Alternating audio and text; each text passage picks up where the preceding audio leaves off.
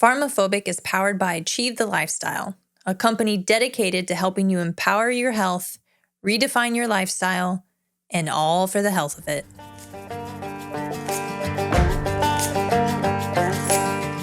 You're listening to PharmaPhobic, where we challenge the state of health in America.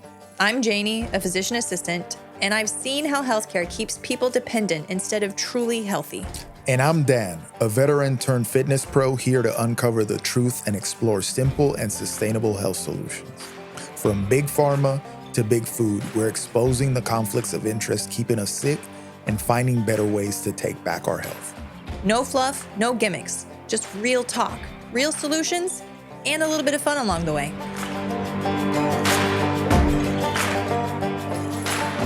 Hey guys, welcome to another episode of the PharmaPhobic podcast. I'm Dan. And I'm Janie. And we are here to help you achieve the strongest, healthiest, and most capable version of yourself. Now, to do that, we got to acknowledge that that pursuit is both physical and mental. And you got to get your mind right to be able to pursue that strongest, healthiest, most capable version of yourself. Today, we have our first in-studio guest, and he's going to help us do just that.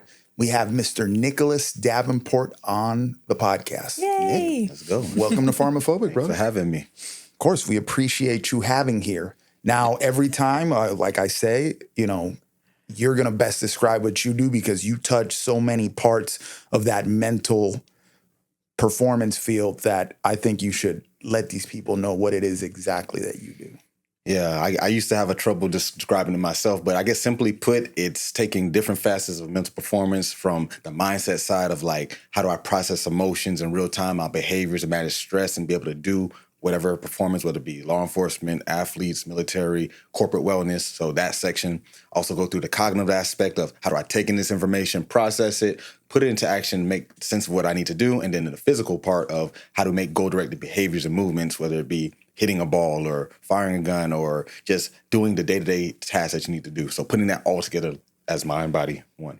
Okay, so yeah, your company, Mind, Body, One, that name I dig because, there's that acknowledgement, that homage, if you will, to the fact that the mind and the body are linked for better or for worse and that there's no dealing with one without dealing with the other. Now, how did that come to be? How did you make that connection? So if I go back far enough, I can really take this to 2000. See, we're so far into 2020, I would say 2020, but 2001, I was 12 years old. It was 6th or 7th grade I think summer going to 6th, 7th grade. And for those who might be born after 2000, there was something called Ask Jeeves. Y'all remember AskJeeves.com? Yeah.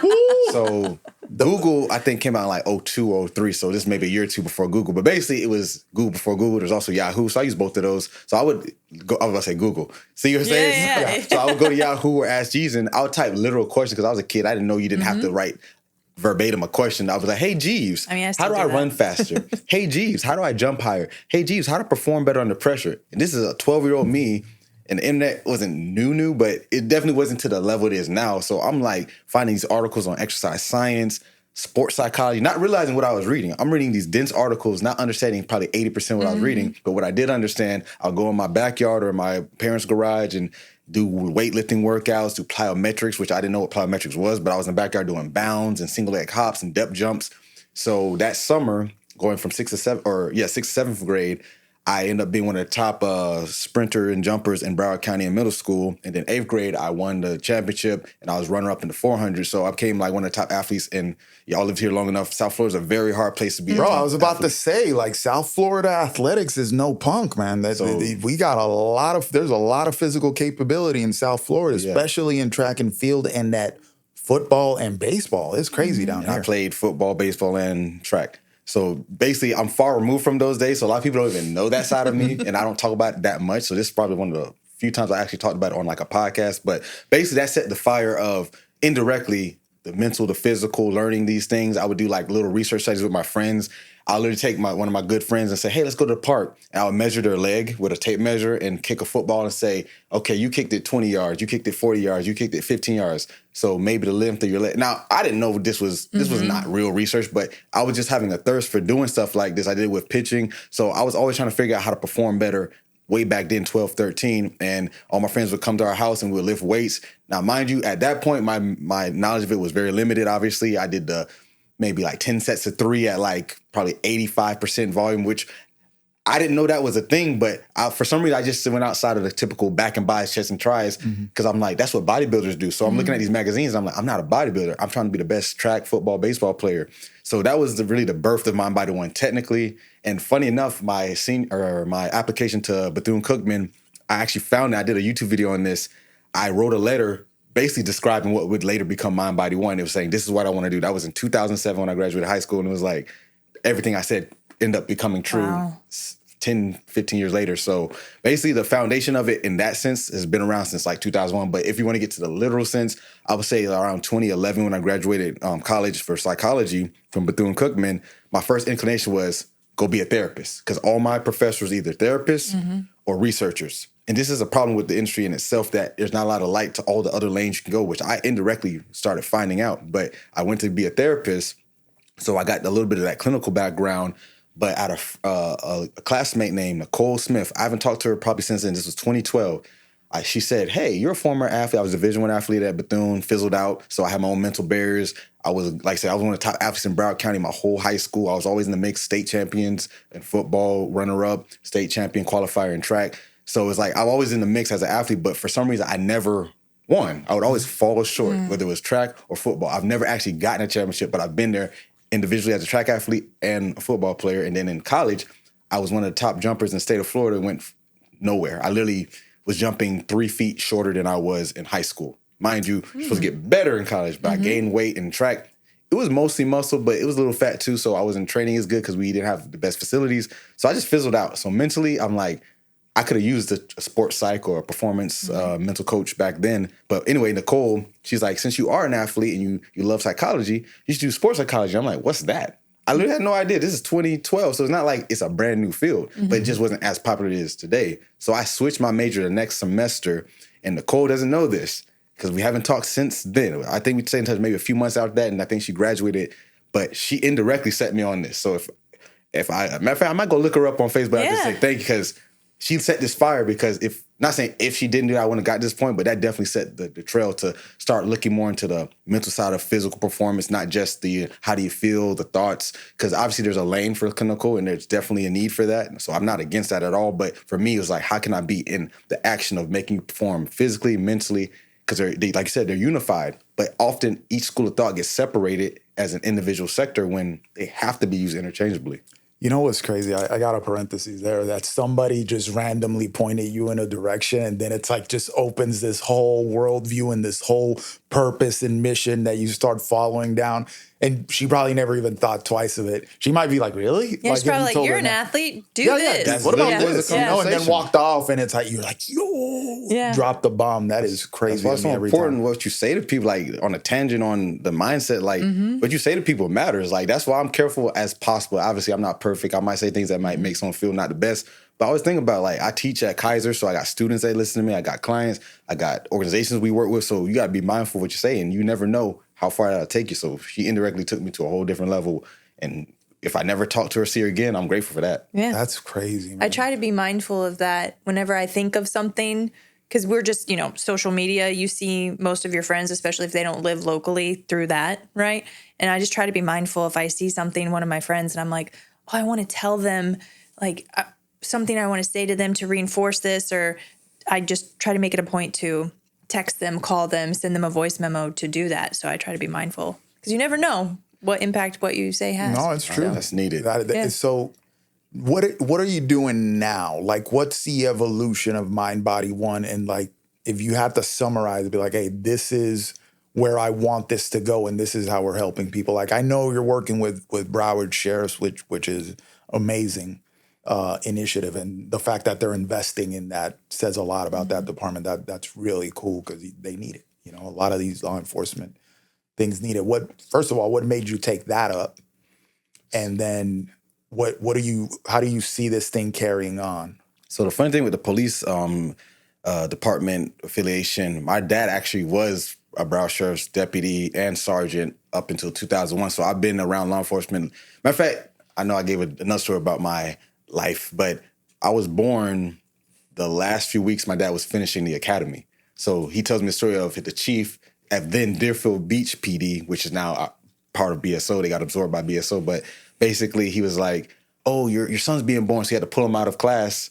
And my life literally paralleled his career. He's retired in 2021. So I was 33 at the time. So my life paralleled verbatim. Like I have an older and younger brother. I'm the middle child, but my life verbatim paralleled his career. Mm-hmm. So that indirectly got me affiliated. So I always had a respect.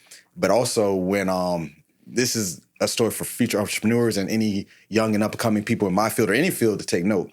I actually had a former business partner. Unfortunately, we don't speak anymore, differences, but he worked at Tyler Kingdom in Boca, not too far from here, actually, on Glaze Road. And a guy from BSO, I guess he lived in the area, but he was getting his car serviced. And I guess my former business partner was telling him about Mind Body One. And at this time, Mind Body One was a workout that integrated cognitive training skills. Mm-hmm. Like you do like a set of squats, some box jumps, and you do like a Stroop brain task where the color doesn't match the word, and you would do that as like active recovery, or you do like an agility drill. You know the stuff we do. But basically, he hit him up and said, hey, or hit me up and said, hey, this guy, he wants us to do an event. And he put him on the phone. He's like, hey, it's free, unpaid, but it'll be great networking. And me, the go-getter I am, I said, sure. Mm-hmm. So I went there. This was 2018, March. And funny enough, a lot of people who were at that event are still there now. In full circle, we're now working there. Someone from our team is there 40 hours a week doing something related, whether it's fitness, mental, team building, whatever it may be, working on the tactical side now. But basically, that set the fire of us just having that relationship. And from 2018, little by little, it increased from free wellness event to slightly paid wellness event to a workshop with the cadets to a workshop with some other to one-on-one sessions with command staff doing mental skills training. And then it became doing in-services with cadets. And then 2022 or 23 rolls around, they start breaking ground on a new facility, the RDTC. And then I literally say, hey, I have some ideas for this, not knowing that, oh, we're actually looking to bring someone in. So that was the original initiative, bring someone in. Mm-hmm. But I was like, I'm trying to grow this business, but I don't want to be an employee. But so basically they made it where we brought in a team of people, including yourself and some others, and we all have different skill sets. That's the beauty of it. Everyone has a different skill set. Mm-hmm. So the vision always was to give them this multidisciplinary approach, which is what Mind Body One is. So that's how that came to be. And almost a year and a half in now, it's going great. Trying to build some more things out. And obviously the next step is let's get some other. That's why I would love to have you part of the tactical side since your background is military and I know you train too. I hope that whatever they're doing there at Broward Sheriff's goes national. Because the sheriff, he's a very fit individual and he's very serious about health and performance and all that stuff. He's basically brought this health initiative. He wants to bring this health initiative into the force, and he's taken it, very Mind Body One, very achieve the lifestyle type of initiative where we're talking about mental, we're talking about emotional, and we're talking about physical, and we're talking about nutrition and all this stuff that they're doing there to basically make the force more productive by making them healthier. And when you hit me up to be a part of this, I was like, yeah, no doubt, because now obviously there's a link there. Broward Sheriff's has first responders across. They have firefighters, they have EMS, and then they have the cops, they have DOC. So there's a relationship there. That's part of the tactical community, so it's like my cousin basically for the military guys. The cops and the firefighters, there's like our little brothers in arms type of thing. So I'm like, yeah, of course I want to work with those guys. And then there's the fact that when you do those jobs, you're so dependent on your physical capabilities. Like you basically get paid to be in some sort of shape, both mentally and physically. And emotionally too, because you're going to encounter some crazy situations that you're going to have to really get your mind right for. So it's I definitely wanted to put my hands on that. So that's awesome what you're doing there too, and that you jumped in on that initiative. Well, here's some crazy stat that I learned a few months ago. So the average person, I'll actually ask you and see if y'all can guess, the average person, how many traumatic experiences do you think they encounter? Like when we say trauma, the real meaning, like you had a bad breakup, like more so like deep, like witnessing something gruesome or being in a disaster. How many do you think the average person would witness, give or take, in their lifetime? In their lifetime? Yes. 45. Oh, wow. It's more on the high end. So we play like Price is Right, a little bit old. I was going to say like 5 for the average person. Closer. Yeah. So they say 3. 3. That's what I was. That's exactly because I knew it wasn't going to be high because when you interact with the majority of people, you could tell they're very sheltered about violence and unfortunate events. That's why I prefaced with like the more definition work, because you can deem trauma and other things, obviously, yes, but that. So let's go to law enforcement now. Now guess 3 a day at least. So say in a lifetime, how many? I mean, hundreds. I would have to say. So about 300. Especially a regular patrol cop. So 100. Oh, yeah. So think about that. 100 times more witnessing. Because I said, my dad's a police. You have to sometimes to walk into rooms where the person on the floor don't look like a person no more. Yeah. You have to clean up a crash on the highway with there's the a fire child department or a child that was unfortunately touched. We won't go into that because I know this is going to be posted, but you get my point. They're seeing the worst. And the crazy thing about it is, and this is someone I met at the sheriff's office where she's a 911 dispatch, and I've used this analogy, not even analogy, but this phrase since she said it.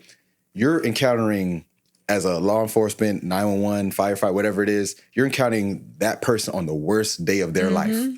But the sad part about it is, for you, it's going to happen again tomorrow, maybe a week later, maybe in 2 hours. So it's not like that person, fortunately, they probably will move forward and be able to grow and build. But the tactical person, first responders, they're going to have to see this again and again. So going to your point when you said emotional health, how we forget that side, it's probably one of the most neglected, and it's usually coped with other means of self-help, if you get what I'm saying. I won't say it like fully, but they're using other things that aren't as productive ways to deal with it. Yeah. Look a lot of different ways. So I have a question with the MindBody at BSO. Is it only for like the police officers, like the people out, or is it also for the admin people in office and everything like that? Everyone under there's 6,000 approximate employees, 2,200 are law enforcement, 1,000 are jail, maybe 600-700 are fire, and another few hundred are 911, and then the rest are civilians. So they have a decent amount of civilian staff that are in records. 911 is technically civilian too, but basically, it covers all that. So they're getting a wealth of services between not just our team, but they have nutritionists on staff. Yeah. They obviously have their actual clinical psychologists, who that person they see when there is some kind of traumatic event or a shooting or something like that. But our team, and this will, I guess, be a good segue to more what MindBody1 does. I always say we're that intermediate because statistically, about 10 to 12% of the world's population will have a diagnosable disorder. So while that population does need the care they need, what about the 88 to 90% that are day-to-day? Because we all have some kind of mental health, I would say, issue, but not a disorder. There's a difference there. Disorder is frequency, the type, the duration, the intensity, because we all have some subclinical level of depression to some degree. Like I did a podcast a few years ago where there's an evolutionary aspect of depression, right? In ancient times, if you were depressed, you would get away from the group, you'd go in your little spot, think, ruminate a little bit, figure out, wow, why am I feeling like this? But since survival was necessary, you eventually had to come out of that and solve that problem. So we evolved. Depression's a part of our characteristics, so it's not a bad thing. It's just saying we need to figure out what's happening. But unfortunately, I always say there's no more saber-toothed tigers, so there's an evolutionary mismatch where the world we're in now doesn't require you getting out of that cave because we got Netflix, we got Uber Eats. So basically, I can stay in that hole and ruminate, which is okay. If you got to take a little moment to distance yourself from the world, do that. But eventually you got to come out of that hole. And unfortunately, the world is not set up for that as much. And it's not a shot to anyone dealing with these different things. It's just a mismatch right now because we made the world so civilized, which I'm grateful for. I'm glad we're in AC. I'm glad we have electricity. I'm not mad at it. But it got so civilized where we're far removed from what we went through, not even 1,000 years. Let's just go 150 years ago. Like our great-great-grandfathers living, not even our ancient ancestors. It's been changed. Yeah, they didn't have FMLA or they couldn't take leave to deal with something, you know? Exactly. Yeah. I definitely, you see, now I'm gonna leave the tinfoil hat here for a second, but we can go. I'm gonna put it on here in a bit, but I want to ask, because now we're going down the rabbit hole here. Why do you think, and we're gonna speculate, we're gonna go opinion based, so ride with us, people. Why do you think that we're dealing with such a drastic increase in mental health issues and emotional health issues? And like you said, because the traumatic events throughout a lifetime, it's down as low as 3. I would have thought more. Now, granted, it could be 3 really big ones. Like you saw a family member lose their life in front of you. It could be 3 really, really big ones. And that, that could last to sexual assault, like unfortunate events like that. And that stays with you a long time.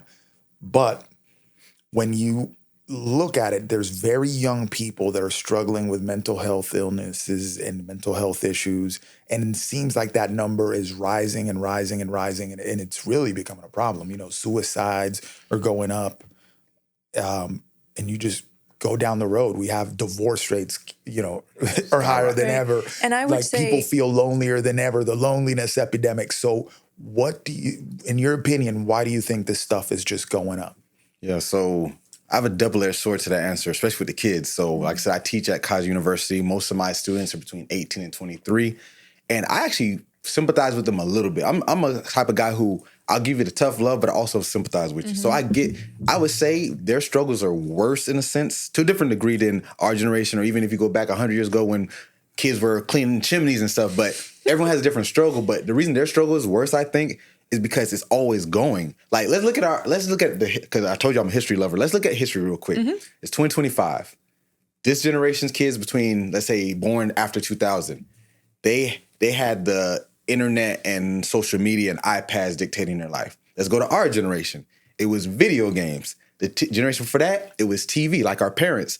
The generation for that, it was the radio. And if you go back far enough, reading was the thing. Right. So there's always these things that did disrupts living. But I guess they got so more intense on how it affected us. So like going to reading back in the 1800s, there actually was people saying, these kids are doing too much reading. They're so infatuated. Because back then they wanted you working on the farm.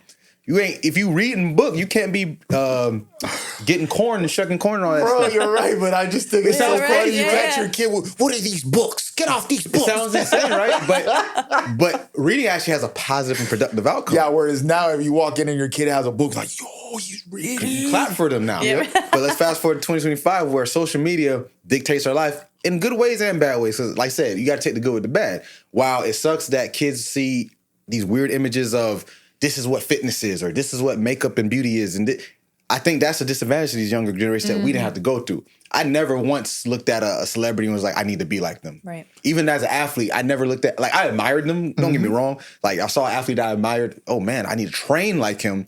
But they see these celebrities now. They see their lifestyle, see their cars. I need to be like them. So that's unneeded anxiety that was never there before. That's why I think a lot of the mental health stuff is starting to rise more. And it doesn't stop, I think, because you have your phone on you all the time, and you can get in at 2:00 in the morning and start scrolling through the tiki-taki or the oh my goodness, tiki-taki or the Instagrams. we the new get it out here in the internets, you know, and you just get bombarded with these images of people, whereas before, like I remember, like something unfortunate, like girls having eating disorders, brought to you by freaking magazine covers of the 90s where these heroin chic women are being portrayed as the beauty standard. Think about that for a second. Heroin chic. I don't have to think about it. But heroin chic. Yeah. What in the world are we even talking about? But anyway. I wonder if that was like at the same time Dare was popular, because that feels like that's conflicting. It's crazy. So but you would have to go seek that magazine out. Now it's in your face, everything, the marketing, it's like constantly. And how do parents monitor that? Because like going back to reading, they yank your book away. TV, they turn it off, or the radio, they turn it off. The computer, when it was dial-up, they could disconnect it, or they could just get on the phone and disrupt the connection. Now, since it's on their personal cell phone, like how do you monitor how much that your kids are getting? So it's a constant bombardment with those images. Scary. I think it creates a false sense of reality. Is that what you're kind of alluding to? For sure, because going back to like the evolutionary mismatch I just talked about, we have we have social mismatches where you see this life. And most of that, I don't want to sound like a Debbie Downer, 99% of the world will never achieve it. Not because they're not good people or smart. It's just there's a lot of things that have to go right on top of being smart, on top of being good. Because I wouldn't say the person who didn't make it to be a millionaire wasn't smart. There's plenty of millionaire ideas that never became anything. But then you got guys like Jeff Bezos, Mark Zuckerberg, Elon Musk, who are billionaires. Part of that had to be in the right place. Even myself, like, not for nothing, I work hard. I do not that this is a bad thing. I don't sleep as much as I should. I've been better. But I even had to have fortunate situations where I get connected with Dustin Poirier, and the first time I meet him, there's a camera from ESPN in my face, and the whole world got to see what I did with Mind Body One. Mm-hmm. If that doesn't happen, doesn't mean I don't get, because at that point, I already had worked with pro athletes. I've already was teaching college. So it's not like I didn't earn it, but that factor made a big difference, because when the first time there was Naval Special Warfare Group 4, they're based in Virginia Beach, I get a call or a DM from their head of research science, and they say, hey, we seen some of the things you were doing. I'm like, where? He's like, oh, YouTube with UFC with Dustin Poirier. And I'm like, oh. I'm on the phone with the commanding officers, their strength coaches, their neuroscientists having a call about how can they use our methods with the SWIC group. Yeah. That's wonderful. So that literally came from a big name like him, Dustin Poirier, who at the time was like 6 in the UFC. Now he's still in top 3. He's always been in top 5 since he's been in the UFC for a hot minute. So if I don't meet him, that put me in a position where I am where I'm at now, where the BSOs, the Aetna and other billion-dollar corporations, where I can say this open up doors. So get to my overall point is this sets are unrealistic, because I'm real with it. I'll tell people, like, you can get where I'm at, maybe, but you got to be willing to take a lot of losses. So these kids nowadays, going back to the main topic, is they don't see the losses, though. They see LeBron's big house. They see him getting a championship. They see these rappers wear the big chains and stuff. And that goes into more of a cultural thing. But basically, they don't see the losses. So, you know the term survivorship bias? Mm-hmm. So for those who don't know, it's like survivorship bias came from the military, actually. They were doing a study. Do you know the history of where it came from? No. Go ahead. So in World War II, they wanted to see how much money we could reduce with armoring planes, because a plane has to be light enough to fly, but protect enough not to get shot down. So it was a team of British and American scientists and mathematicians saying what calculations of where to put the armor on the planes to save costs, the weight, and protection. So at first they're like, oh, let's put armors on the wings because the wings are needed to fly. But what they saw was a lot of people with wings shot up were still coming back. Mm-hmm. So they're like, wait a minute, that's a bias, because you only looking at the people who came back. But in actuality, it makes more sense to put the armor more on the engine, because if you can get shot in the wings and still come back, that means you can survive. But the bias was the engine made more sense, because if the engine gets shot, propeller stops, you crash. So they figured out, okay, let's put it there. And that actually increased the survivorship of pilots. And it added a lot to our victory in the world. It was obviously a lot of things, but that's something. So the term in psychology became adopted as survivorship bias. So if I say, I use this example all the time, Michael Jordan, 6'6", 220, solid muscle, can jump out the roof, run fast, shoot. He has all the tools you need as an athlete. He could have been in anything. He did. He played baseball. Greatest basketball player of all time. Don't at me. I agree. Just saying. But would it be wise to say, do what Michael did and you'll be a world champion too? That's bad advice. You know why? Because in my field as a mental coach, I'm misleading my client now if I just say, work hard and do your best. Everyone works hard and do their best. I would say majority of citizens, at least in America, go to work every day with the mindset of I'm going to do my best. They may not love what they're doing, but they're going to do their best to just get the job done. But why is not everyone millionaires? Why not everyone have 6-packs? Because we're only looking at people who achieved the goal. I would say ask the person who did make the NBA. Ask the person who failed in business 10 times. It's not the best story for success, but you're going to learn way more, because everyone who, look at all these podcasts. I know we're on the podcast cliche, but what are the first thing these millionaires or big name celebrities talk about? I just stayed with it. If that's the case, everyone who goes to Hollywood every day, who pursues their dreams of being an actor, actress, why are they not in movies? They're working at a restaurant serving tables, because we have this bias of, oh, Brad Pitt slept in his car and he made it, or such and such slept in his car or her car and made it.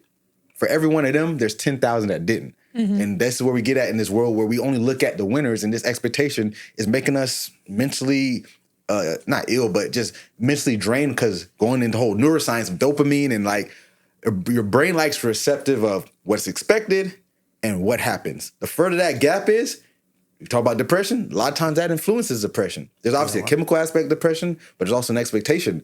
If I say I'm going to be a movie star and I've spent 5 years in Hollywood doing bit roles where I'm like extra number 3, I'm dead body number 2 on CSI, eventually the expectation of being the next Brad Pitt or Denzel Washington gets further to the point where my brain's like, why are you still doing this? Now you're torturing yourself. So and this is just, I'm using the extremes like being a millionaire famous, but let's just use it with day-to-day stuff. I see people who do anxiety is literally just, oh, I want to get a better position at work, and they have the same expectation gap. maybe you got to say to yourself, maybe I need to find another job. Maybe that's the solution. So I guess get to the full circle point is we have a lot of expectation mismatches that's adding to our mental health struggles. You see, and yeah, there's a lot of right place, right time. And then there's a lot of background work that people didn't do. You know, with acting, it's kind of tough because if you didn't go to the Diddy parties, then you're obviously not going to get picked. As I sip the you're coffee. Not going to get picked for any roles. I had to, guys. I had to. Sorry. Anyway, but the seriousness of it is I went and talked to interns at one of the colleges here. And, you know, they're basically about to enter the strength and conditioning field or the fitness industry. And there was a conversation there and I'm like, hey, what do you see yourself doing in this? Because before I start talking, I want to know how I can, you know, kind of point you in the better direction. Because the fitness industry is a grind. Like you got to love this stuff, man, to get after it in it. And that to me is one thing where I'm like, forget what you know about training. It's like there's a character component to it to endure what you're about to have to, you know, you're going to work for free. You're going to be up early as hell and work late as hell and then do it all over again for days and days until you find your rhythm and you get your client base and then you can start, you know, shaping your business the way you want to. But there was talking about expectations and reality and, you know, a lot of them mentioned, you know, online training and social media influencing and all this stuff. And I was just like, man, we've come a long way where like influencing seems to be like the career path that people make. And I know it's because they're seeing these fitness industry types that are making a lot of money with their social media stuff. And you know, you're looking at that snapshot of them, but it's like this bias because you're looking at this small microcosm, but you don't see what's outside that happened before that. Mm-hmm. So you're just seeing the success. And you miss the part where, hey, this dude, I don't know, that made it in the industry. One, they could be portraying an image that they're not actually. I've met a few of those. Exactly. We know one. I'm going to keep the names out, but I know one where the Instagram versus reality slapped me in the face. You know, and it was bad, but they don't see that this dude or lady, they freaking, you know, they grinded their face off over here. They don't see Michael Jordan getting cut from a basketball team before, you know, they don't see that stuff and they just see the success. And it's like, you're just focused on, oh no, he made it. So whatever, what is he doing right now that I need to be doing versus what did he do 20 years ago, which is where I'm at actually, to actually put the building blocks in place that eventually lead up to that success. So yes, that I never heard that explained like that, the expectation versus reality and the gap between that widening, but that's a really good point. Mm-hmm. So it's funny you talk about internships because right now I have a LinkedIn post where I'm searching for 5. I found 3 already interns. And I had this one applicant who kind of seemed like a good fit. But when we got to the point to bring him on, I have an NDA, non-compete, all the typical stuff, and I have a welcome aboard. So he was basically in there. Mm-hmm. And this is a word to anyone trying to get into this level of intern or just working with a company, take heed of this. So before we actually got started, he basically made a demand, almost like he said non-negotiable. And I don't think he meant it contentiously like, oh, you're going to do this. But it came off through an email like, hey, this is what I want and this is what's going to happen. Because he said, I know 6 months, but I will prove to you that I deserve after 1 month compensation. So I'm not mad at his like demand or whatever you want to call it. Ambition, confidence. Yeah. But the unfortunate part about it is, one, he has yet to prove himself. And it's not a shot to this kid because he has learning to do. But unfortunately, I didn't bring him on just because of that. And this is something, this newer generation, like you're talking about these kids who want to be influencers, they do not see the bigger picture. Another one I interviewed who didn't come on, not because of those reasons, but he had, I think, a conflict with the time frame of 6 months. So he kept saying, but it's great that you run your own business, you're your own boss, you make your own schedule. And I told him, I kept it real with him. I said, yeah, I do make my own schedule. And it's usually 6 a.m. to 8 p.m. minimum some days. Sometimes it's longer. And depending on what I'm doing that day, and it says, but you're your own boss though. And I'm like, yes and no. I just traded in one boss for like 20 bosses that are called clients. Yep, exactly. So it's like, yeah, I answer to them, but they answer to me. But the relationship is they're paying me. So therefore, at the end of the day, I'm a service worker. So he didn't see that. And I think it's from naivety that these up-and-coming students, granted, every generation has this, but I think it's more pronounced now going back to what you said because they have this expectation that I get the degree, therefore I'm an official. And I always say, certified don't mean qualified, right? Mm-hmm. So you got all this knowledge from the books, and I'm not even trying to be funny here. If I took any of those potential interns, the ones that I kept and the ones that didn't, any of them, they're probably brilliant in their own right. But if I said right now, here's the command staff of a major sheriff's office, or here's a CEO of an organization, big or small, pitch them how to get in there for whether it's training services, mental coach, whatever, pitch them. They probably all would fail. Not because they're not competent. You don't have the experience to navigate these. Going back to what we were talking about off camera, this is some things where me and that person kind of fell off is like, I know how to navigate these things because I've been there. I found myself sitting in meetings through consulting with multinational companies on cognitive performance, mental health, where I was in board meetings with a company called WeSana. They ended up selling it. It was on the public exchange for New York Stock Exchange for a while. And I had some shares in it as a consultant, very minimal. But basically, I found myself in meetings with the people running this company. And you had the likes of Mike Tyson, the UFC, MLB, what's it called, the Yankees, investing in, they weren't in the meetings, but they invested in this company. So I would just listen. I would very rarely get to talk in these meetings. But when it was time to talk, I would say my expertise. But 90% of it was me just being around these thinkers of things I don't know. I know mental performance very well. I know physical performance very well. I know what I know. I didn't know that business stuff. That was like 2020, 2021. So now when I talk to these interns, I'm bringing something they would never learn in their undergrad. They never learn how to navigate a corporate contract. Mm-hmm. You know, so, there's something here, and I know this is a segue, and we'll come back around to the health aspect of this, but there seems to be a bias towards credentialism. So I got all these little freaking initials behind alphabet soup behind my name. So this is what gives me the authority to speak on, even though I don't have my credentials and my experience are not commensurate. And listen, getting credentials, like I have a couple letters behind my name. Oh, Dan Brown, CFCS, whatever. That's cool. But that's not what I say gives me the reason to call myself, hey, I'm a good coach for you or for this type of situation or for whatever. It's the work. I think it's a little bit about playing the game, because I'm doing that right now because, you know, I work, I'm a physician assistant in primary care, but I'm seeking a CSPS. So it's the NCA's special population strength coach. I don't think that that's going to give me exactly what I need, but unfortunately in conventional medicine, they look at, I have a PA, I don't have an MD or DO, so therefore I am blessed. And I was about to take that shot across the bow, because that's one. Well, he's a doctor. We need to listen to him, even though their background doesn't suit the situation, but we think that those letters gives them authority, that they know health and nutrition and all these things, where that couldn't be further from the truth. So I'm attempting to get the CSPS, but then right after that, I'm going to do the Power Athlete methodology, because I think that's going to be more applicable than the CSPS, but I kind of need that stuff just to grab the attention of the powers that be, unfortunately. Well, and then guess what you're going to do after you do all that? You're going to roll your sleeves up and get in the trenches. Yeah. And a lot of people miss that part. It's like, I'm going to spend all this time getting the credentials, but I'm not going to get in the trenches. That's the error. But I'm going to talk like I'm in the trenches, though.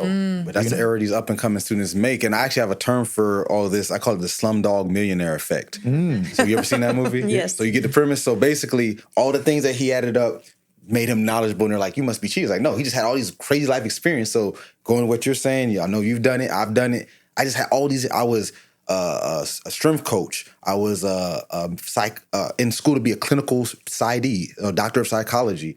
I was a neurofeedback specialist under a guy named, Dr. Amen. You heard of him?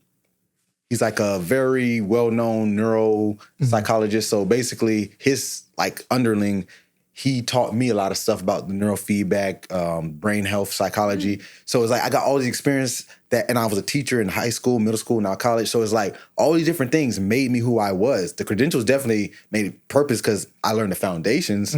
So I think that's where these newer generations, they miss that part, because I see on LinkedIn all the time, it's so hard to find work. Your first goal shouldn't be find a job. I get that sounds counterproductive, but it's like you said to those students at Berry, what do you want to do? And figure out how that measures up to the steps getting there.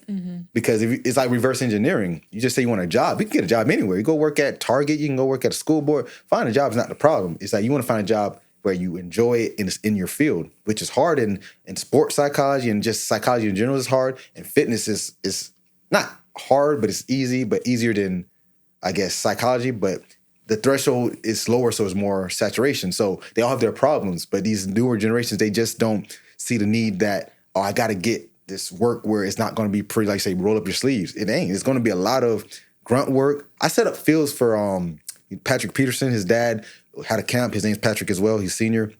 I set up his field for a whole training camp season from December to March until the draft. Pat Peterson Jr. was in his second year at the time, so that's all I did was set up the field and clock times of 40s, and that's all I did. Yeah. Mind you, I already had started my master's in clinical psychology or mental health counseling before I switched to sports psychology, and I was studying for the CSCS, and I ended up passing it. I read the whole book twice, that Essentials book, twice by myself with no formal education in exercise physiology. Whew. But yet, I was on the field just doing hand times and setting up cones. They don't want to hear that, though. They said, Nick, how'd you get here? Yeah. Exactly. It wasn't beneath me. I literally was like, you know what?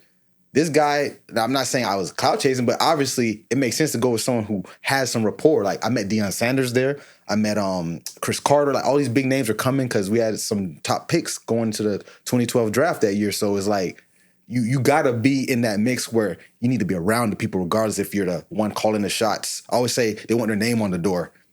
For years, using that same individual we were talking about, I'd have my name on the door for almost a decade. This has been around, but I was wearing more of those shirts than this shirt at sometimes. But I understood that I have a role, and now it's kind of like the movie, I use a lot of references if you notice, American Gangster, where Frank Lucas took over after Bumpy Johnson. They're like, who's this guy? I was always there. Been there. I was always there, but no one knew. And now I'm getting a chance to shine. It's kind of like I played. He was the driver. He was driving Bumpy around. I would be on the road with some big names, just chilling in Beverly Hills with names. You know some names, but these big names. And I was driving. A lot of people know that. I was driving. This is a famous music producer, so you know who we're talking about. I was driving them around. That's not my job. I have 40 plus hours beyond a master's. I technically have a PhD without the PhD. I'm driving someone like a chauffeur. Yeah. But at the same time, I was doing my mental skills training and cognitive work with this person. I played a part. Some people say that's beneath them. Now, I grant there's a give and take. You shouldn't take every grunt job. Like, I'm not saying it, but it has to make sense. And that's what they're missing in this field. I would say, sometimes doing that grunt work, doing timing, setting the cones, stuff like that, you acquire experiences and other things that build you up to where you are that you wouldn't get otherwise. So to equate it to like the medical field, I had my bachelor's degree. I was already accepted to PA school, but I was working in a hospital just to, get hours of experience wiping butts, feeding people, cleaning up vomit, stuff like that. And those interactions helped me on more of how to work with people, understand people better, and I feel like I'm better for it, right? And so you put yourself in these positions that maybe are quote unquote below what you're doing, but you're getting sort of collateral experience that you wouldn't otherwise. That's going to make you better at your end goal, I think. I think this is why I rarely say no to things. Unless I know it's completely not my bag, I don't say no to opportunities. It's like, oh, you need to niche out. Like, nah, that ain't me. Because I'll train a 70-year-old, then I'll train a 9-year-old, then I'll train a pro athlete. Like I like having that bandwidth, and I see it more as me putting blocks in to where, hopefully 10 years from now, I can be like, hey, this is the experience that I have. So it's more like I'm collecting experience, if you will, that eventually I'll cash in for a certain level of authority or a position, be like, hey, I can do all of this because for the past however many years I've been doing this and this and this and this and that, where I was seeking out experience more so than the job or to quote unquote make it, if you will.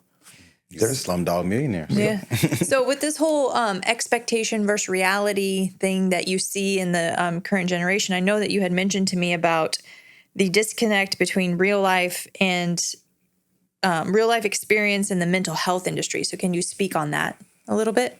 So mental health, I've seen a lot. It's kind of like, I hate to say it like this, but this is what I call it, the new snake oil salesman. And the difference is they're selling things that are real. Because the old snake oil was back in the, not ancient time, but like 1800s. Yeah. Step right up, shut up, it'll cure your elixir. And it's like, it's not that, because these people are qualified and they're talking about real stuff. You get what I'm saying? Like the PhDs or the doctors. So what they'll say is like, let's use a very popular one. Creatine is getting a lot of love now for brain health, which is helpful. But now they're swearing about it. And this comes back to what I call passive or static mental health, because you could take all the creatine you want, but if you're not mentally active and physically active, what does that do for you? So it does help with brain function it's like saying you have a nice car, but you don't upkeep the maintenance and you don't really drive it. So when it's time to really floor it, you're going to stall out. So you're saying that there's passive wellness, if you will. They're pushing all these and then there's active like things. And then they're telling you, people are focusing more on taking the creatine, which it really as good as a supplement as it is. And listen, guys, a lot of you should probably be taking that creatine. But beside the point, as good as it is, it's kind of like the new pill. Exactly. The new magic pill. Well, it's like men who take testosterone because their testosterone's low, but they sit on their couch all day, don't work out, don't do anything else. But they're like, but I'm taking testosterone. Exactly. And the thing is, they do well with this now because since they are credentialed, they have PhDs, they are MDs, and they have studies. And this is what grinds my gears a little bit. They'll cite the study and say, a study showed the average person doesn't know how to read a clinical study or any study for that matter. Not to be messed up, but most people didn't pay attention in high school. You're right. Mm-hmm. I'm not expecting them to understand PhD level papers. Mm-hmm. But guess what they see? Oh, X happened, then Y occurred. This must be something. So when these people who do understand them, that's why I call them the new snake oil. They're not doing it ill intent. Maybe not. I don't know. But they do understand that most people aren't going to go deeper than what they tell them. So when they pull up the study on their screen, because they'll do like a little green screen with the studies in the back and they'll say, it showed research, blah, blah, blah. And everyone say, oh, this is great. But what do you do after? So when Mind Body One comes in, we put that in real life. Like, for example, there's a person there's very big on this, and we're actually colleagues, and she has a background more in neuroscience. She does like clinical work. She works with Alzheimer's. So I wouldn't call her a snake oil salesman, but she veers on it only because she veered away from the performance aspect of it, which for her is working because she has like 300,000 followers now. She's blown up.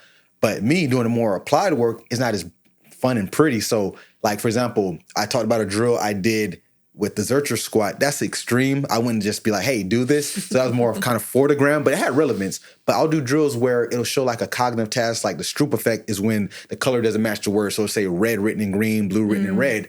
And then I have the cone set up where you do an agility. So you'll run to red if it's whatever it is, and you have to stop, pause, and analyze it. So your brain is actively doing the same steps that would be needed to what we call error detection. So we're going to get into neuroscience. So I guess we're getting real nitty gritty now, performance. Your brain has to say, one, what am I looking at? It's a word green, Green, written in blue.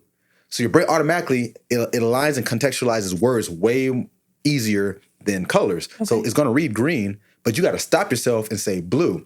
So what happens in the brain, when we talked about dopamine earlier, this is where this comes in. So the prefrontal cortex says, hey, what are we doing? Color, not the word. Don't read it. It's the color. The second part is something called the VTA, the ventral tegmental area. You familiar with that? So, a little bit, yeah. So the VTA is the region when we talk about like dopamine. So that's what reinforces behavior. So in between the VTA and the prefrontal is like prefrontal goal. What are we doing? And then VTA is like, how do we do it again? And there's one part in the middle, there's something called the ACC, the anterior cingulate cortex. Mm-hmm. So Huberman, I love Dr. Huberman. Right. He talks about this a lot. So it's made to, one, detect errors, perceive pain and fatigue, as well as like make judgments. So the more you utilize this, it means that your brain gets less susceptible from setback, because the goal of the ACC is to perceive, how's this affecting me? Am I feeling more fatigue? Am I feeling more pain? So that's why if you exercise like cardio a lot, this region gets bigger, because usually when you push yourself physically, you have to tell yourself in the brain, am I tired or should I keep going, right? Mm-hmm. You ever done like a long run or a long ride? Mm-hmm. This region is lighting up. So going back to Mind Body One with our drills, you're simulating the same thing, but through a more interactive way. So when people talk about like brain game Sudoku, the whole premise was, how do we interact these same brain regions, but also make it enjoyable? Because some people may not want to ride for an hour on their bike, but doing an agility drill where you're moving, you've seen the drills, like, and you've seen them too, right? Mm-hmm. So it's like you're seeing someone move, exerting themselves, but then they have to scan, think, react, move. And then from a physical standpoint, you're putting your body in different positions, you're planting, you're turning, and we can get into like injuries. So there's so many facets, and that's why Mind Body One, those methods, get your mind right, is so important, because you're utilizing every single aspect from the mindset, because You've seen some of my drills, even from Dustin Poirier all the way down to Little League. You'll see people, they'll mess up on one of my drills, be like, and if they mess up, guess what? That going back to that VTA, that reinforcement, do you A, recalibrate? Okay, I said blue when it was really green. Next time, I'm going to say the correct one. Mm-hmm. Or do you mess up? And I actually was doing this at BSO the other day with some of the cadets, and one literally stopped. And I had to kind of call him out. I was like, hey, and some of his cadets say, what are you doing? Because while it was gamified, it was fun, this one was called Find the Threat. So it shows 4 targets on the screen of the iPad, and they got to run to the cone based off where the threat is. So let's say it's a guy or a woman pointing a gun towards them, they go to that color. So say that image is in the blue box, they run to blue. And there's also numbers, and there's a non-threat. So the first one was just find the threat. If it's in the blue box, run the blue. If the threat's in the red box, run the red. Level 1. Level 2 was the 2 numbers now, call out the higher number of the 2. So if it shows 7 and 3 and the threat's in red, you need to call out 7, run to red. Oh. Level 3 was call out the color of the non-threat. So say the non-threat, which could be it's a woman, a man without a gun, a baby, anything that isn't a threat, call out that box color. So say it's a baby in the green box.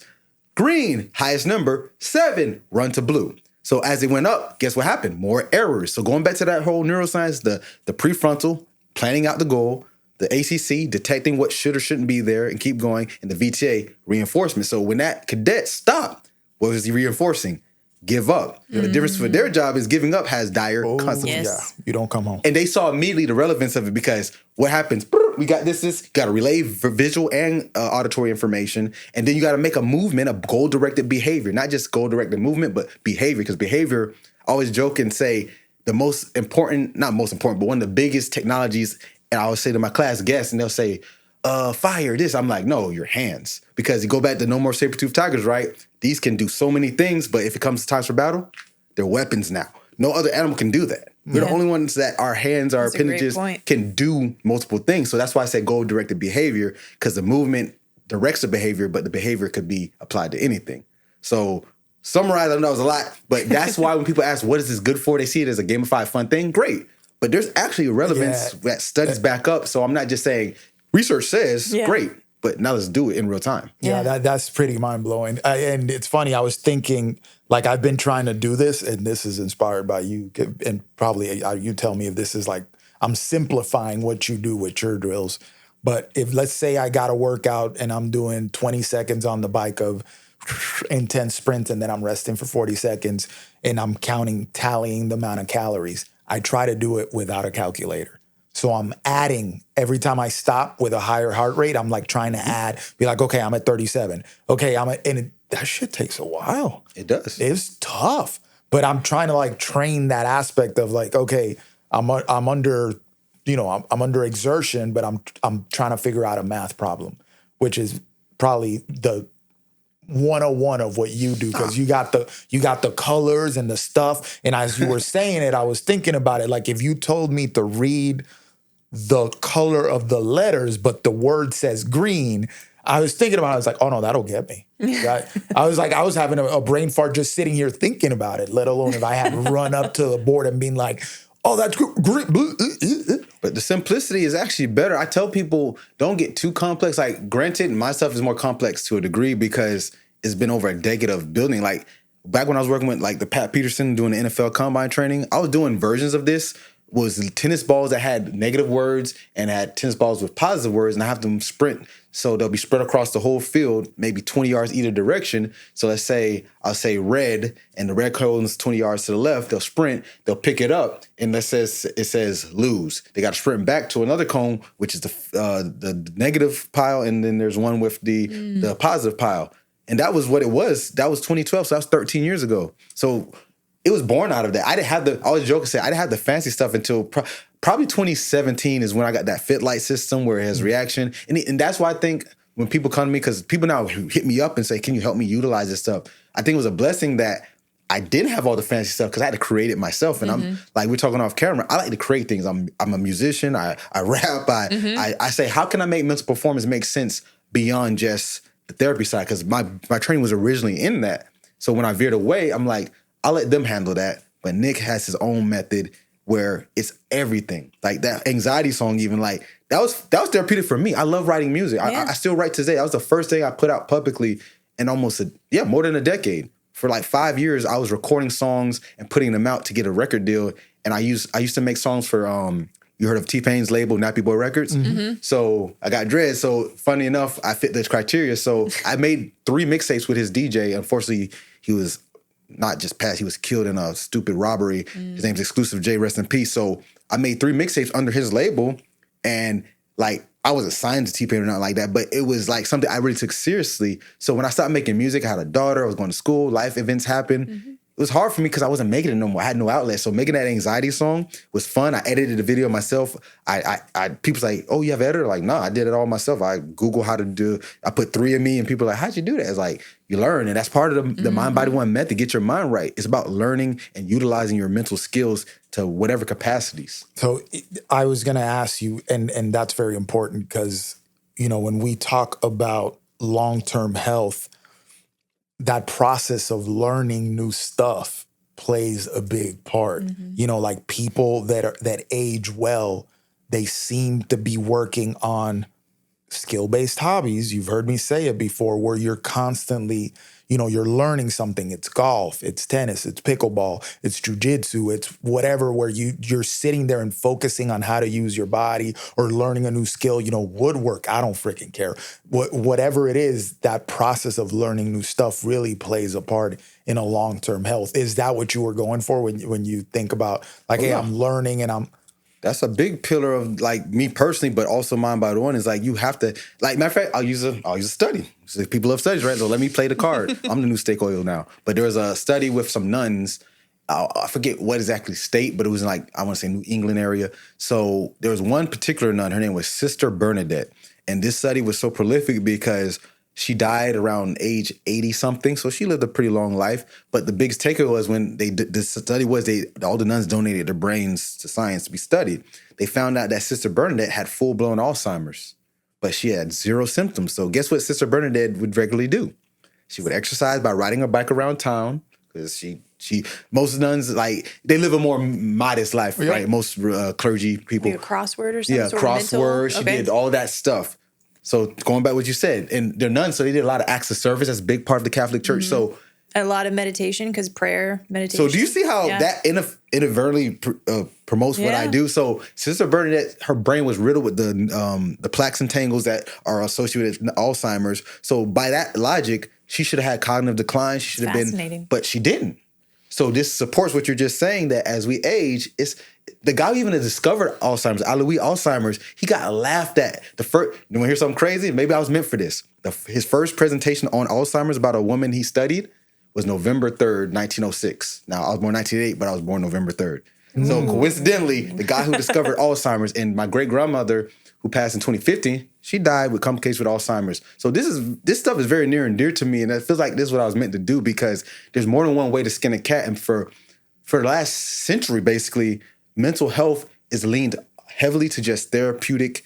And maybe we could segue, I know it's not my podcast, but to the PharmaPhobic aspect of this, because we're talking about ADHD. And that's one I talk about more so. I'm not as knowledgeable about medications for other disorders, but ADHD I think is probably the biggest right now, especially with the youth, but obviously adults too. A lot of money off the ADHD. So specifically for mental health, I read the book, The Body Keeps Score. I've heard of it. Yeah. And the author talks about when Prozac came out, right? Because he was a psychiatrist. And he was saying how prior to Prozac coming out, they were doing revolutionary work in alternate forms of therapy, like neurofeedback and a bunch of just other things at that time. But when Prozac came out and they show it was effective and they started utilizing it, all the studies shifted from that to then let's look at meds now. And so do you see that, having gone to just short of a PhD in mental health, how in your education, is it less about therapeutic interventions and more, or that would be more psychiatry, right? Because you guys aren't prescribing. There's a whole debate on where the clinical psychologist should be able to, like, there was a class, like I said, I dropped out 2 years in, but there was a class on psychopharmacology that they were offering, but they were still on the fence. I don't know if they've changed it, that they should let clinical psychologists be able to diagnose. I'm not diagnose, but prescribe. Yeah. So that's always been a hot button issue. I can see that across the board for even non-mental health related issues like hypertension, diabetes. I don't see studies involving how does mental health influence your blood metabolism? How does physical activity influence your blood sugar metabolism? But we know what metformin, we know what semaglutide, we know what Lantus, we know what all these things do. And so I think that it's a whole setup from the system to make it more accessible to medicate things like ADHD than alternative therapies. And I know you're very passionate about alternative therapies for ADHD, so speak on that. Yeah. You talked about tinfoil hat, so this ain't even tinfoil hat. This is straight up. No, bring it, bro. What was the original name of ADHD? What was it? Fun fact. Hyperkinetic impulse disorder. Okay. So let's break down the word. Like I said, I'm a former teacher, well, I still am, but I used to teach kids back in the day. So let's look at the root words that you used to do in school, right? What are root words? Hyper. Too much. Kinetic. Impulse. So let's start with kinetic first. Body. Movement. Movement. Yeah. Hyper. Excessive, too much. Excessive movement Impulse. disorder. They can't control it. So you're basically saying you have an individual who wants to move, which is great. But you're going back to our hunter-gatherer days. This was necessity. Yeah. It's great to move. And they're doing too much. Is there really too much? There's overtraining, sure, but is there too much movement?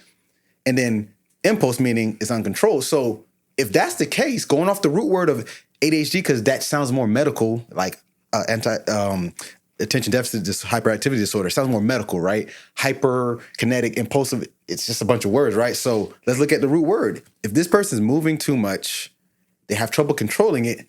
Is it that they need to be medicated, or do we need to redirect where that movement and energy is going? Because going to the like you said with Prozac, it was a similar approach in the mid 60s, 70s, where they would look at these traits of these kids and say, hey, they're doing certain behaviors. Let's give them this medicine and see how they change. And what they did was, if you change, they would say, oh, they must have ADHD because they changed. In actuality, anyone who takes like Ritalin or whatever it is, or Adderall, they're going to have effects from it. It's not like you're immune to it. It's going to affect anyone, regardless if they're ADHD or not. They're going to get affected by Adderall. So they used to basically say, if you had some kind of response, then you must have fit the criteria, which is kind of reverse, because you technically are just responding to the medicine. And you're in the medical field, so you probably know more about this than me. No. So you basically were diagnosed in the early days when they were testing it, basically just because you showed some kind of change to the medication. That's like saying, if you give me any type of drug and I say, let's associate this with another thing, but I'm going to react because our brain chemistry is being altered. But that started it, but it got worse only because going to the DSM and the APA, not the Psychological Association, but the Psychiatric Association, APA, they changed the criteria lower, where the threshold would be like 9, 10 symptoms to like 5 symptoms. So now it's like more people fit the criteria now. So now you can give them this stuff. And this is not a coincidence, and you're ready for this one. It's between, I think, $18, $20 million of funding from different pharmaceutical companies go to the APA. That's kind of it's like the FDA getting money from General Mills. That happens too. It's the same. The FDA gets money from Big Pharma. Up to 70% of the FDA budget is Big Pharma money. So I have to drop that in there. You have the APA, you have the American Heart Association also gets funded by the food industry. Or you have, this is totally a segue, but I just feel like the more people know this, the better, is that the people who advocate or lobby against maternity leave for mothers are formula companies. Stop it. That makes sense. Stop it. Just like Kellogg's and showed up to advocate against taking away sodas from Snap. Yeah.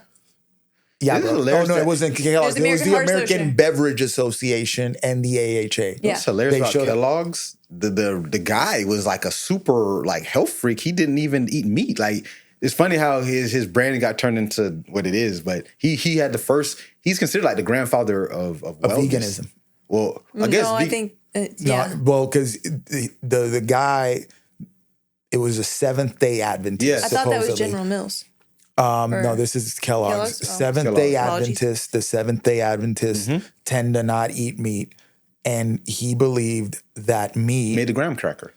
And he believed that meat made people sin because it strengthened their libido and stuff. So he came up with something that would actually be a libido reducer. So you don't want, basically tank your testosterone. Now let's think about that. You know what testosterone does for the body in both men and women, and these are good things. We basically know that libido is a sign of health. I'm not saying that you're over there turning into a sexual deviant. No, but it's a luxury. So if your body has good libido, that means things are functioning. Yeah, it means things are functioning and you're doing well. Obviously, there's a natural need for that for procreation. And then let's not even get into all the benefits of the protein and on what that does for your brain, et cetera, the creatine that's in meat, what that does for your brain, clearly, because we're telling everybody to take creatine. Just think about that. Yeah, and then he literally made it to interfere with natural function of the body. That's wild. Mm-hmm. Yeah. That goes back to what I said, the no more saber-tooth tiger. I use that term a lot because we're so civilized, like that was like the mid-1800s. It wasn't as technological, but it was pretty still advanced. So we had the ability to say, we're not going to. You couldn't say that in 3000 BC talking about, I'm not eating meat, because you might not eat for another 2-3 days. Yeah. You not only that, there wasn't deer or whatever. There wasn't like industrial farming wasn't a thing. Exactly. That is a convenience of the modern world. That is only came with straight civilization where we could farm these things year round and have access to these other food supplies. Before, we killed a woolly mammoth, bruh. We gonna eat for a month. And we got woolly mammoths served in multiple ways. Sorry to cut you off, to bring it back to the ADHD thing, the traits of ADHD is why that was able to happen. Because what do you need to be a warrior hunting a 17-ton creature bigger than a house? You need to be hyperkinetic. Yes, you need to be active. You need to be impulsive. Someone has to risk it. Like I said, we have the convenience to not be risky no more. But if we, like you said, we didn't eat. So you had to have this because ADHD people tend to be over analyzed on their abilities. They took on more than they can chew. And what happens? They fall behind. So it's not that you're just too active or hyper to do things. Just you need to compartmentalize that. But then it was hunting, gathering, chasing large game, figuring out technology tools to hunt this large game. Like all this came from a person's mind. Everything we've done from spears to microphones came from someone's overactive mind. We laugh at it and make it like something flippant now, but it really mattered back then. And now that we have this world that's less that, it becomes a disorder when it, like we talked about before, maybe it's more of a trait or a type that we should be that channeling. You can just put it in the right situations. Because let's take that ADHD mind and put him as an entrepreneur. He becomes a millionaire. Mm-hmm. Put him in a classroom for 8 hours a day, he goes insane and he doesn't focus. Right. That wasn't ideal for him. Learning. Yeah, whereas if you could be outside and move and walk, and that's something for me, like a lot of my creative stuff, we're coming up with content, a little funny skit to put on Instagram or writing workouts and programs for people. I usually do better when I walk around and do it. If I sit down and try to get it, it becomes a problem. So I could totally relate to that.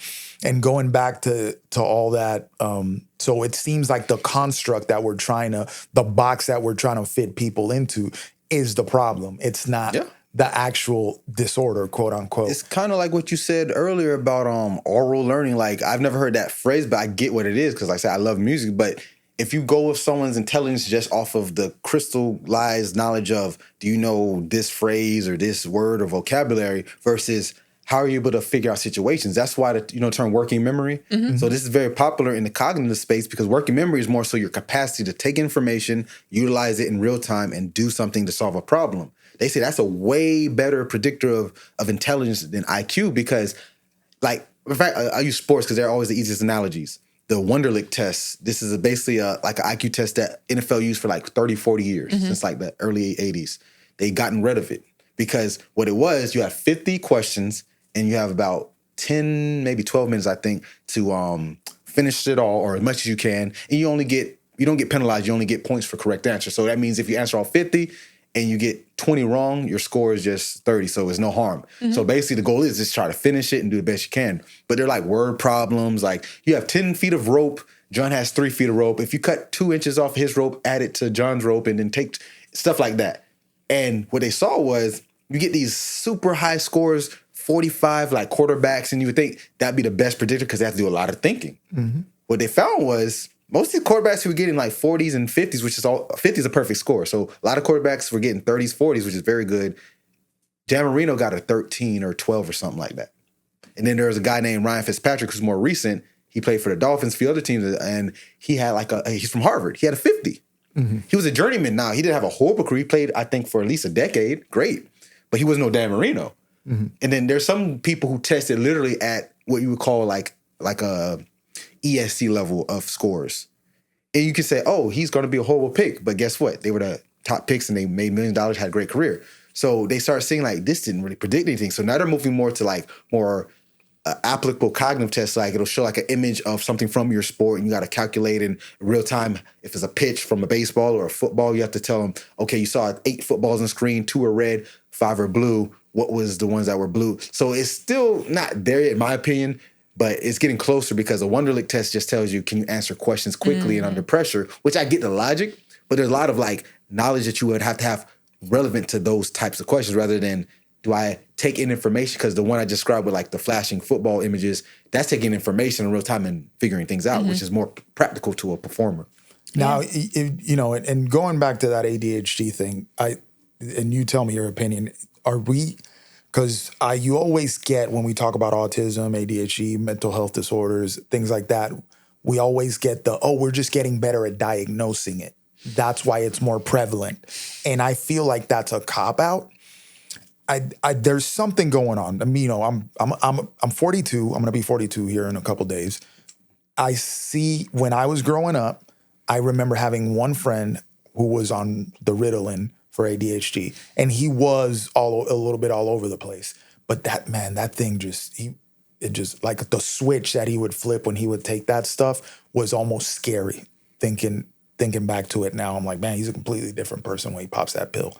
And in a good way where, yeah, he was more focused, but also in a bad way where he was almost like just, it was too numb, kind of cold. You know what I mean? And I don't. That's how they want him. Exactly. It is just like this numb kind of type of person. But now it's very, I work with a lot of like high school age kids, middle school age kids, and it's very common for them to have a diagnosis and be on medications. Not only that, but I see that the symptoms of it are really bad. Like in some kids, it's just stuff that I'm just like, man, that's a challenge. It's a challenge to work with them. It's a challenge for them to do stuff because they're all over the place with it. Now, I guess my question is, what is going on? Is it the construct that we're living in that's creating this? Is it the constant stimulation of, and I know this is a multifactorial problem. I know we don't have the one answer. Is it the constant stimulation from phones? This, that, growing up with an iPad in your hand? Is it the food? Because I just saw something this morning about a study that just came out. And here I go. Study. Before I use that word and talk about a study, I always like the grain of salt that we put asterisk next to studies, because you got to not only learn how to read them, understand the difference between causation and correlation, but you also got to look at the funding. Because, as we just mentioned, you mentioned the American Psychiatric Association, we mentioned the American Heart Association, that these people are bought and paid for by the industry that they purport to regulate or whatever. So, you got to look at who paid for these studies, but they're saying that kids that were on a ultra-processed food diet and they changed that, they tended to reduce the symptoms of ADHD by over 50%. So they showed a drastic improvement just by changing diet alone.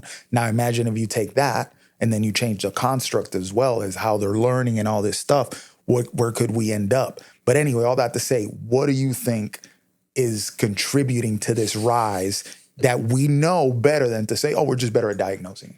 It's a lot of what you said, like I said, it's multifactorial. So let's use an example from, I think it was like the 40s and 50s, where we had a lot more people watching TV, movies, and what were the color of movies back then? Black and white. So they said they found that people started dreaming in black and white. So that's just giving you an idea how our brain is so malleable that what's it's exposed to is going to adapt to. So let's fast forward back to what we said with screen time. So obviously that does play a factor, because we get to the medication with your friend. You talk about your dopamine response. We talked about that with my drills.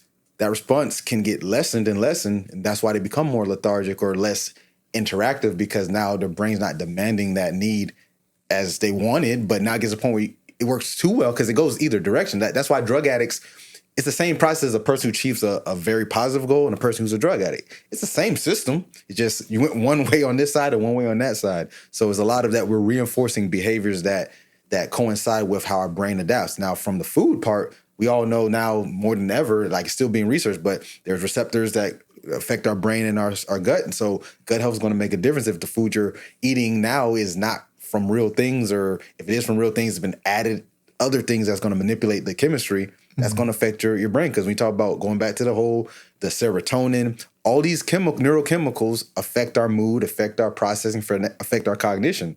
So you're indirectly changing what? Eating habits and being more directed in things you care about more, I would say, because going to what you said about the kids, I'll use my own example. I had a kid who, when I was doing more fitness with the mental, when I was just doing regular fitness, because I started working with him in 2011.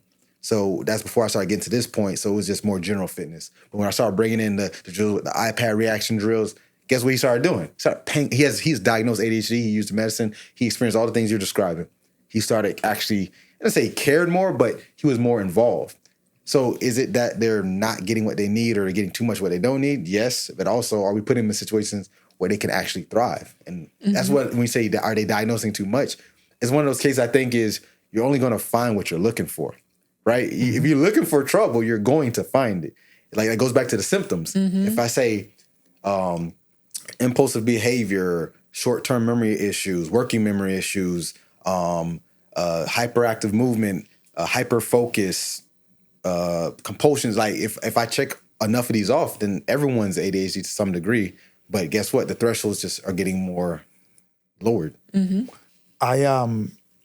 This kind of comes back around to what you were saying about the active versus passive, where it's like, you know, we're diagnosing something or talking about a certain condition, and then there's like, oh, just take the creatine, it's going to be fine, or just take this pill, it's going to be fine, that's it. But they don't focus on the active part of like, hey, we need to clean up how you're eating. We need to make sure that you're getting enough movement so that you can kind of off-gas some of this extra energy that you supposedly have. Same thing with the depression and the stuff. It's like, yeah, we're going to put you on the medication, but we need to talk about how you're eating. Are you getting enough sunlight? Doing all this stuff that raises your hormones so that you can have a better response type of thing. And there seems to be a shift towards the passive means and not the active means where you got to actively participate in it. So let's do this because we still got a lot we can cover. We're going to do an episode 2 on this. So a 2-parter with this right here, because we got mixed too good. Yeah, mixed too good. And can't hold them in one episode. Yeah, and we got a lot. And I really don't want people to miss out on the takeaways here. So what we've discussed so far, let's kind of close this first part with some takeaways. I think the active and passive when it comes to, you know, cognitive conditioning, when it comes to improving your mental performance, understanding that, you know, we're going to get on this on part 2. Right. Nootropics. Everybody wants to take everybody wants, hey, give me that nootropic, bro. I'm going to get that cognitive boom, boom, boom. But they don't want to do the exercises to actually improve the firing of your brain. So there seems to be, you know, people, even with quote unquote good stuff like creatine and nootropics, there's this fork in the road where there should be a highway. The passive stuff and expect drastic improvements, and the active stuff where it really could probably be both. All goes together. I hate that there's a segment of these fields, and that's why I've been fortunate to get in the doors I get in, because I preach all of them. Yeah. And people don't seem to see that, and I guess we can, like say, talk about that more, but there's almost like a war between the clinical psych people, the people in the more mental skills area where I'm at, the people in the neuroscience, the people in the medical, all under that brain and health science umbrella, but none of them see eye to eye. Yeah, and I want to talk more about how it's siloed, where this is your mental health, this is your physical health. When your mind, body, one, so you know it is all connected. But I think in the traditional, conventional space, it's very siloed. So, and it's almost like they want it that way. So let's end it there, guys. That takeaway of and he brought it up, he mentioned it multiple times. There's passive and there's active means to improve your mental situation, and that applies to your physical and your emotional as well.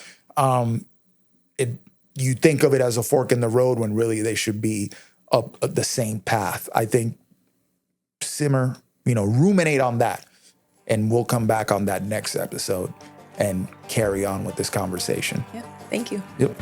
Thanks for listening to the PharmaPhobic podcast. If you found this conversation interesting, which I know you did, Make sure to follow us on Apple, Spotify, or wherever you get your podcasts. And also make sure to check us out on Instagram at Achieve the Lifestyle. And if you're interested in pursuing a stronger, healthier, more capable version of yourself, check out our website at achievethelifestyle.com. The PharmaPhobic podcast is for informational and entertainment purposes only. The views expressed are those of the hosts and guests and do not constitute medical, legal, or professional advice. Always consult a qualified healthcare provider before making any medical or wellness decisions. While we discuss pharmaceutical, holistic, and alternative health topics, our content is not a substitute for professional medical guidance.